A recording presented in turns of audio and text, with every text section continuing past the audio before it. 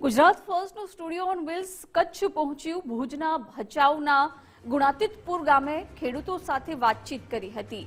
ખેડૂતો મબલક પાક કેવી રીતે લઈ રહ્યા છે તેના વિશે ચર્ચા કરાઈ. સાથે જ ખેડૂતો પાક માટે કયું ખાતર વાપરી રહ્યા છે તેના વિશે પણ ખેડૂતો સાથે ચર્ચા કરી.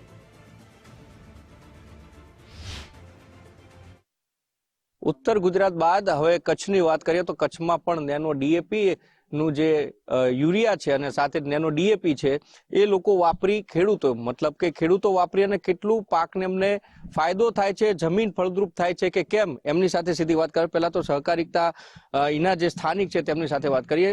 વિસ્તારની અંદર ખાતર યુરિયાની કરતા નેનો ડીએપી વાપરવું, કારણ કે એનો ઉપરથી છંટકાવ થવો ખેડૂતો માંગે છે કે કેમ, અને આસપાસના વિસ્તારમાં ખેડૂતોની શું તમને આશ્વાસન મળી રહ્યું છે અથવા તો એમનો પ્રતિભાવ શું મળી રહ્યો છે ડીએપી ને લઈ? પહેલા તો તમારા ચેનલ માધ્યમથી ગુણાતીતપુર સેવા સહકારી મંડળી ગામ ગુણાતીતપુર તાલુકો ભચાઉ વતી તમે એટલે પધાર્યા છો તો હું આવકારું છું તમને.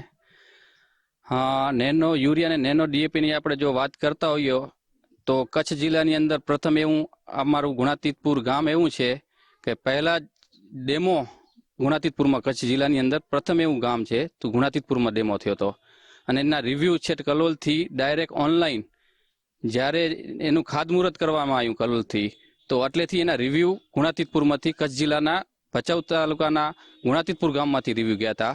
તો એટલેથી અમને પહેલેથી જ નેનો યુરિયા અને નેનો ડીએપી સાગરિકા બેસ્ટ રિઝલ્ટ મળે છે. છંટકાવ દ્વારા એનો ફળદ્રુપતા વધે છે, પ્લસ વાતાવરણને નુકસાન નથી કરતું, જમીનને ફળદ્રુપતા ટકી રહે છે. એ માટે હું કહીશ કે આ સાગરિકા, નેનો યુરિયા, નેનો ડીએપી સરસ વસ્તુ છે અને ફાયદાકારક છે ખેડૂતોને. આપનું નામ શું છે, કેટલી ખેતી કરો છો અને આ વાપરવાથી તમને કેટલો ફાયદો થઈ રહ્યો છે? ખાસ કરીને જ્યારે ઉપરથી છંટકાવ થાય તો જમીનની ફળદ્રુપતા વધે છે, જમીન પોચી થાય છે કે કેમ? મારું નામ હરેશ મોહનલાલ પટેલ, ગુણાતીતપુર. ઉપરથી છંટકાવ કરવામાં જમીન જ્યારે સખત થઈ હતી સખત નથી થતી અને રિઝલ્ટ પણ સારું મળે છે અને ગ્રીનરી પણ જળવાઈ રહે છે. પાકમાં ઉપરથી છંટકાવમાં ગ્રીનરી મળે છે અને નવી ફૂટ પણ આવે છે. જેમ નીચેથી આપતા પણ નીચેથી આપવામાં જમીન સખત થઈ હતી એ સખત નથી થતી. તમને લાગે છે કે બીજા ખેડૂતોને કેવું જોઈએ નેનો ડીએપી અને જે છે એમની જે પ્રોડક્ટો બધી ખેતી લાયક એ વાપરવી જોઈએ?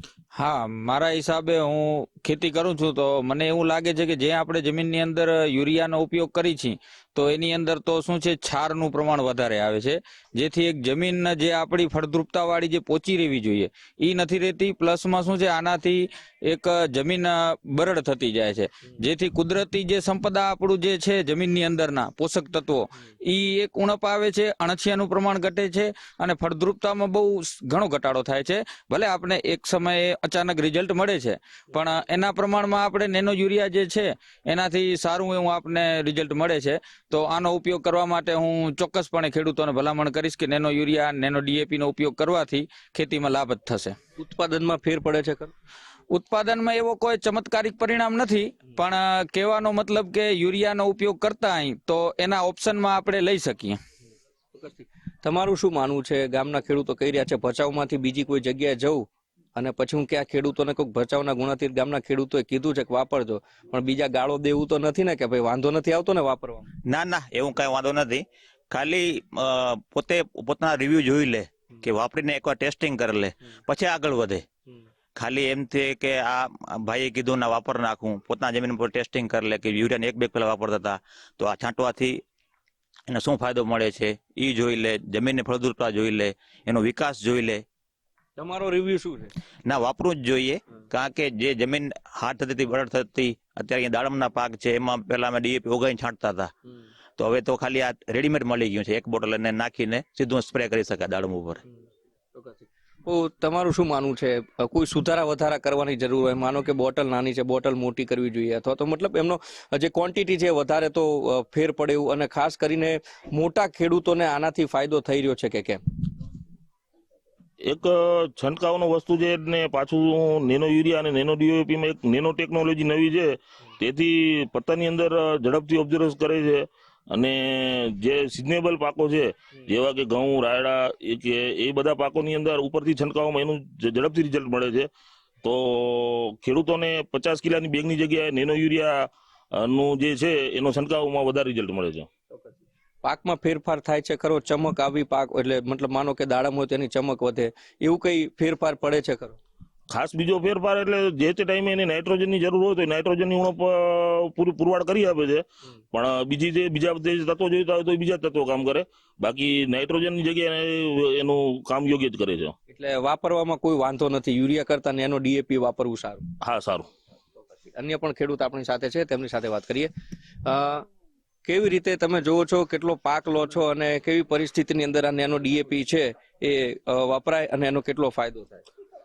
નેનો વાપરવાથી જમીનમાં એક તો ફળદ્રુપતામાં વધારો થાય છે, અને નેનો વાપરવાથી આમ બેગ વાપરવાથી ને નેનો વાપરવાથી ખર્ચમાં ઘટાડો થાય છે.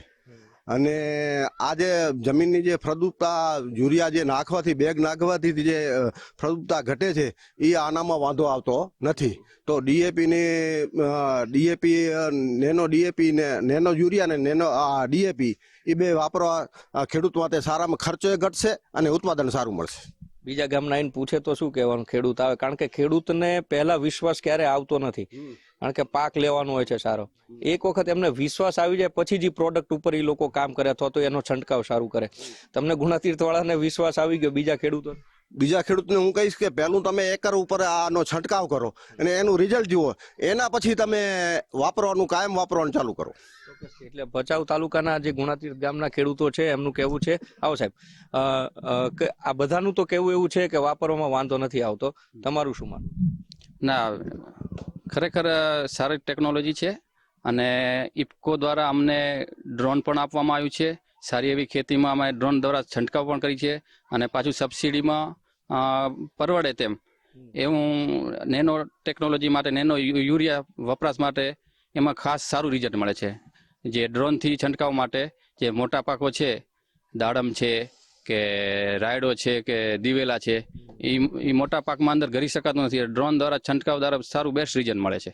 એટલે મુખ્ય ફાયદો એવો છે કે આ જે બોટલો છે એનો છંટકાવ ડ્રોન થકી કરવામાં આવે છે, ને ડ્રોન થકી કરવાનું કારણ મુખ્ય એવું છે કે સીધું એ જમીનને અડતું નથી. એટલે કે યુરિયા ખાતર નાખ્યા પછી જો તમે ગુણી લઈને જાઓ અને એ તમારા ખેતરની અંદર નાખો તો એ ક્યાંક જમીનને કઠણ બનાવી દે છે, ફળદ્રુપતા ઘટે છે. પરંતુ આ ડ્રોન થકી છંટકાવ થવાના કારણે પાકના ઉત્પાદનમાં ફેરફાર, તેની ગુણવત્તામાં ફેરફાર અને સાથે જ જમીન છે એને પણ ફળદ્રુપ્ત બનાવે છે. ગાંધીધામના ખેડૂતોએ હા પાડી હતી અને ભચાઉ તાલુકાના ખેડૂતોએ પણ હા પાડી છે. હવે કચ્છના બીજા ખેડૂતોને વાપરવું હોય તો આ બધા જ તમામ રિવ્યુ છે પોઝિટિવ મળી રહ્યા છે. હા, એક વાત એવી છે કે ઉત્પાદનમાં અહીંયા ખેડૂતનું કેવું છે કે એટલું બધું રોકેટ સાયન્સ નથી દેખાતું અથવા તો એટલો બધો મબલક પાક નથી મળતો, પણ હા ફળદ્રુપતા વધે છે એ વાત નક્કી છે, ને ફળદ્રુપતા વધે એટલે ઓટોમેટિક ઉત્પાદન વધવાનું એ વાત પણ નક્કી છે. નમસ્કાર.